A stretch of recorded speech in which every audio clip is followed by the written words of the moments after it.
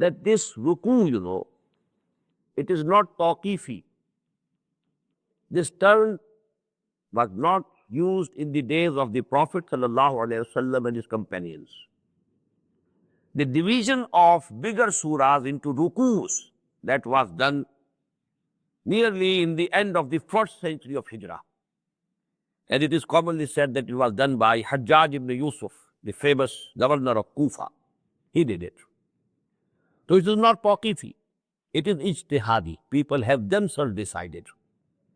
And the purpose was that the longer surah should be divided into smaller portions, so that in one rakah of salah, that portion should be read and recited, so that one subject becomes complete. It shouldn't be that that subject is continuing and the Imam says Allahu Akbar and you go to ruku. So it breaks the, continuity of the passage. So that was actually the purpose for which these bigger surahs of the Quran have been divided into rukus. There are 36 surahs of the Quran which consist of one ruku only. Surah Al-Fatiha in the beginning, and then 35 out of the total 37 surahs of the last part. These have only one ruku. They can be read very easily in one rakah of the prayer. There are about 22 having 2 rukus, 10 having 3, and so on. And then we have one Surah Al-Baqarah having 40 rukus. That is the biggest surah, the largest surah of the Quran.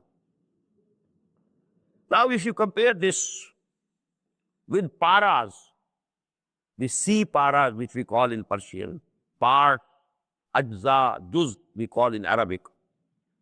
So actually, that is also a later addition to the division of the Quran.